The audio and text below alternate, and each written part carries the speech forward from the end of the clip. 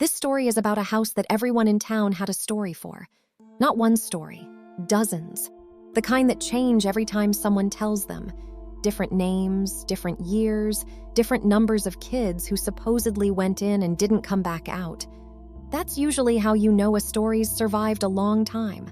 Not because it's true, because it's useful. 5 friends went to the same college, 3 states away from Belhaven Road, and only one of them had ever actually seen the house the story was about. It was Priya's story to begin with. Her hometown, the house at the edge of it, the one she'd grown up hearing about at every sleepover and bonfire since she was a kid. She brought it up one night in her dorm room half as a joke, and the other 4 didn't believe a word of it. So they made a plan. Spring break, they'd drive back to her hometown together. They'd go straight to the house everyone said was haunted, and they'd catch the ghost themselves, or prove once and for all that there wasn't one. Unfortunately for them, they were wrong about almost everything they expected to find in that house, and right that something was waiting for them. It started, like most bad ideas do, as a joke that had been told too many times to still feel dangerous. Priya had been telling the Kessler House story since freshman year, usually late, usually with snacks involved, usually to the same 4 people crammed into her dorm room because it was the only one with a working space heater. Maya, sprawled on the floor with a mechanical engineering textbook she wasn't reading. Sam, curled into the desk chair, half asleep, the most sensible of the 5 of them, and the one who always ended up being the voice of reason nobody listened to. Jordan, quiet as always, fiddling with the settings on a camcorder he'd bought secondhand for a film class and never quite put down since. And Tyler, who filmed everything for a channel that had maybe 400 subscribers, most of them people he actually knew. "You've told this story every October for 3 years," Tyler said that night, "and every year it gets one more disappeared kid in it." "Because every year somebody adds one," Priya said. "That's how the story works. You're supposed to add to it." "So it's not even true." "I didn't say that." Priya pulled her knees up to her chest. "My mom's best friend growing up, her son went missing when I was 7. Everyone said he went into that house on a dare and never came out. My mom still won't drive down Belhaven Road, won't even talk about it if she doesn't have to." That quieted the room for a second. "So we're never going anywhere near it," Sam said. Not a question. "Obviously not," Priya said. Then somewhere close to midnight, with the space heater humming and the idea already halfway real in the room, she said it anyway. "Unless we did. Spring break. We'd be 5 hours from campus anyway if we went home with me."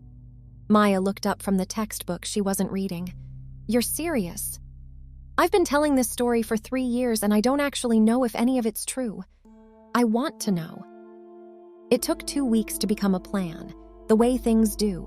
Half-serious texts turning into a shared document, turning into Tyler booking a rental car under his name because his credit was the only one that qualified. Maya packed like she was the one responsible for getting everyone home alive, which, in fairness, she basically was. Flashlights, a real first aid kit, a portable charger for each of them individually because, no, we are not sharing one charger between 5 people. Sam almost backed out twice, and didn't, mostly because backing out would have meant explaining to Priya why. And there wasn't a version of that conversation that didn't sound like "I don't trust your judgment." The one thing Priya was firm about, from the very first conversation, her parents could not know. "They'll lose it," she said more than once. "Not lecture lose it, actually lose it. My mom hasn't been right about this since it happened to her friend's kid, and if she finds out I even drove past that house, she'll never let it go for the rest of my life, I mean it." So when they pulled into her hometown on the first night of spring break, 5 hours and 2 gas station stops, and 1 truly cursed shared playlist later, they didn't go to her parents' house. They checked into the Cedar Line Motel off the highway exit instead, the kind of place with a flickering vacancy sign and a front desk guy who didn't ask why 5 college kids wanted 2 rooms for a long weekend. Priya paid cash for her half so it wouldn't show up on a card her parents might see.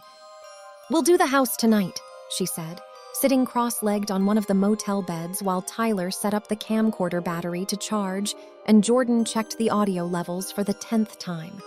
"Get it over with. Get the footage, and tomorrow we go see my parents. Properly. Like this was always just a normal trip to visit me and my family for the break." "That's not lying," Tyler said.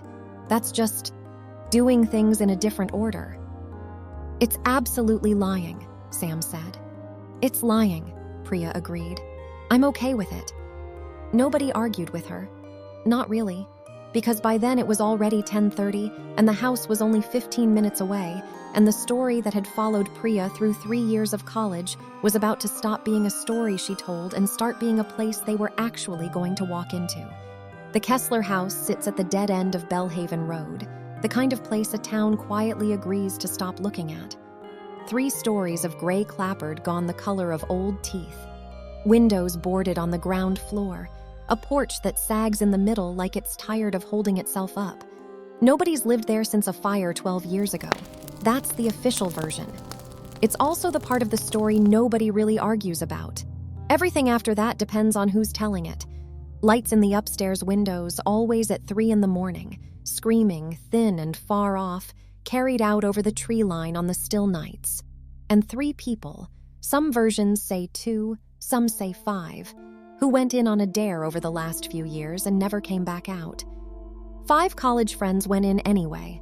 Maya, the practical one, who carried a real flashlight instead of trusting her phone. Priya, back in her hometown for the first time in a year, half daring herself to finally see the place she'd grown up hearing about. Jordan, quiet, filming it all on an old camcorder because he wanted it to feel real, not like found phone footage. Tyler, loud, already doing a bad ghost voice before they'd even reached the gate. And Sam, who didn't want to be there, who'd said so twice and came anyway, because that's what you do for people you love when they're about to do something stupid. The gate hung open on one hinge. The lawn had gone to seed years ago, brittle stalks up past the knee, and at the end of the gravel drive, the house rose up with its blank boarded windows, like a face with its eyes sewn shut. The front door was supposed to be locked. It wasn't. It hung open 2 inches, and past it was a hallway of a darkness so complete it didn't feel like an absence of light. It felt like a thing with texture, something you could reach into. "House hasn't had power in 12 years, Maya said, mostly to herself. "Nobody leaves a door open for 12 years by accident." "Ghosts don't need doors," Priya said, and pushed it the rest of the way open. They went in. The air inside was wrong before anyone could say why. Not the mildew and dust smell you'd expect from a house left shut for 12 years. Underneath that was something sharper, cleaning chemicals, bleach maybe, and under that, faint but unmistakable, the smell of food, recent food, fried onions still hanging in the air the way it does an hour after cooking. Not 12 years. Jordan's camcorder threw a thin cone of green light down the front hall, water-stained wallpaper peeling in long tongues off the walls, a staircase mostly intact, and dust on the floor, except for a path straight down the center of the hallway, swept nearly clean, like something had been dragged back and forth across it. Many times. "Someone's been vacuuming a haunted house," Tyler said. Nobody laughed with him. They split up without deciding to. Maya and Jordan toward the staircase, Priya pulling Tyler toward the dining room, Sam trailing after Maya, because Maya at least looked like she knew where her feet were going. In the dining room, Priya's flashlight caught something the beam had skimmed past the first time. A corkboard mounted where a mirror should have been, warped with damp but still covered edge to edge. Printouts, license plates, handwritten addresses, faces, dozens of them, pinned in uneven rows like someone had been building it for years. Then a photograph that made her stop moving. A boy, 9 or 10, gap-toothed, squinting into the sun in someone's backyard. His face was circled in red marker, and underneath it, in the same red ink, a date. A date Priya had heard her mother say out loud every year for as long as she could remember, quiet and reflexive, like a habit she'd never been able to break. "Tyler," her voice didn't sound like her own. "Tyler, I know this kid. I know his mom." Tyler turned his flashlight to where hers was pointed and went very still. It was Maya who found the basement door, half hidden behind a collapsed section of wall. But the door itself wasn't swollen shut with rot like everything else in that house. It swung open smooth, silent, recently oiled. Down below wasn't what a basement in an abandoned house should look like. A folding table, 2 space heaters, cold now, plugged into an orange extension cord that ran up through the floor joists toward a low mechanical hum somewhere above. A generator, Maya realized, running quiet. Quiet enough you'd never hear it from the road. On the table, stacks of paper, blank identification cards, sheets of something that looked like money, printed but not yet cut apart. "Okay," Maya said, almost to herself. "This isn't ghosts." Behind her, Sam had gone still in a different way than fear stillness. "Maya, there's a cot down here. 2 cots. Someone lives here." That was when they heard it. Somewhere above them, a floorboard taking weight that wasn't theirs. Maya grabbed Sam's arm and didn't move, didn't breathe.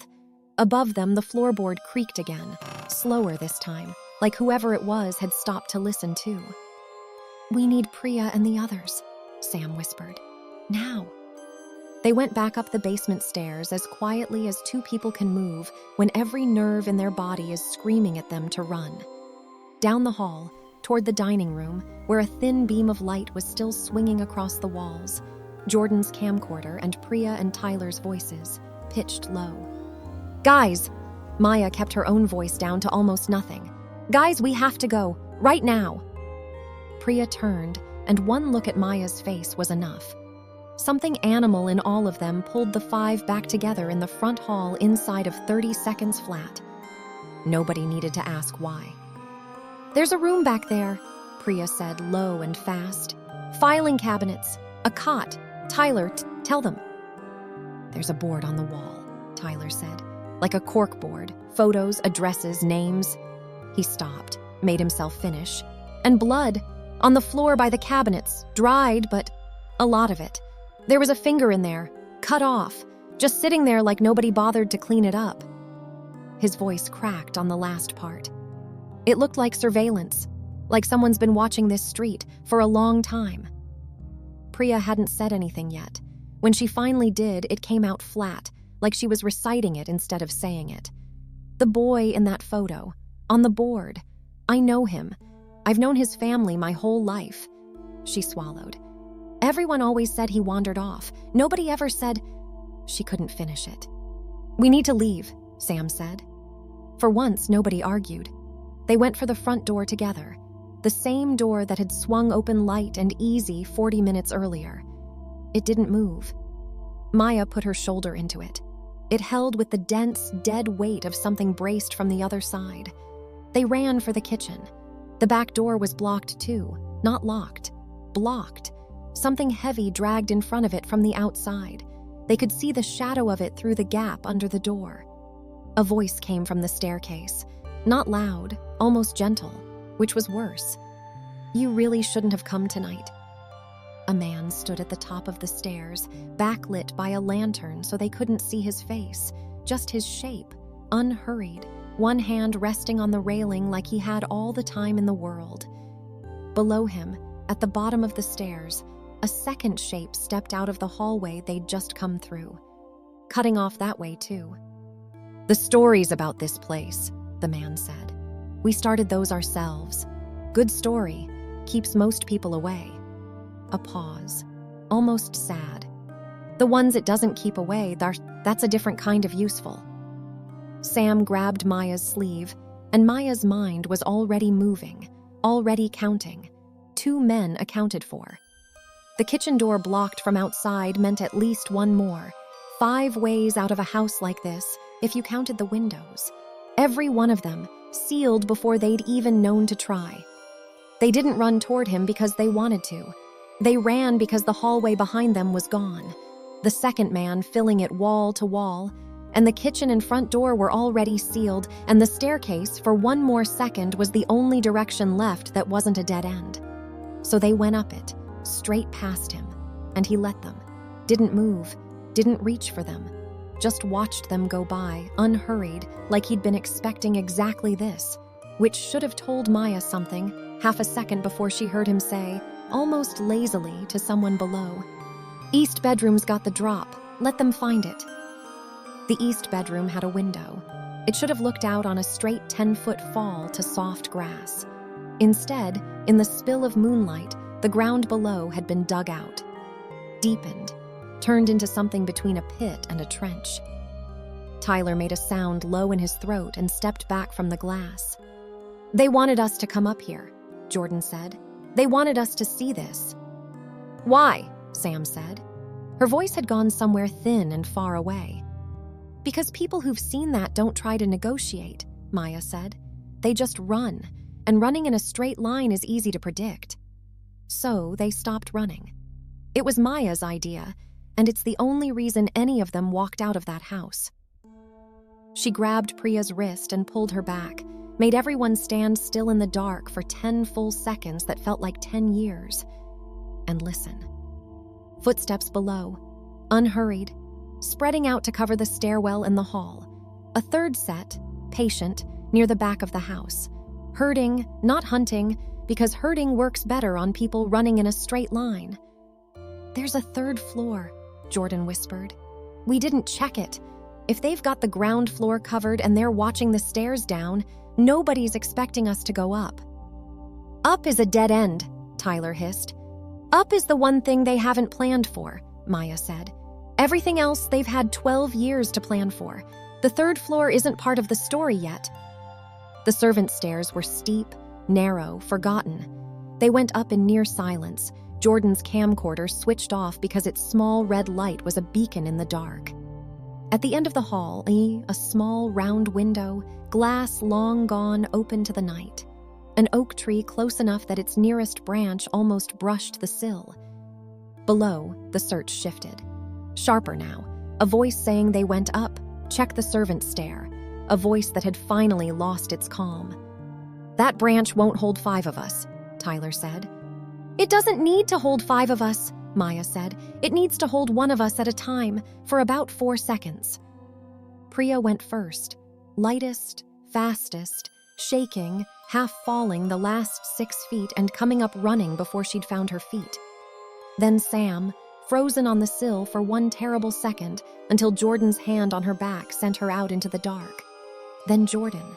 Then Tyler, sleeve tearing on the frame, not stopping to care. Maya went last.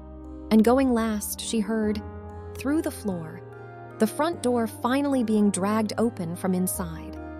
Not for her, because the men in that house had just realized their prey had gone up instead of down, and were scrambling to cover a ground floor that had never needed covering before. Because no one had ever gotten this far.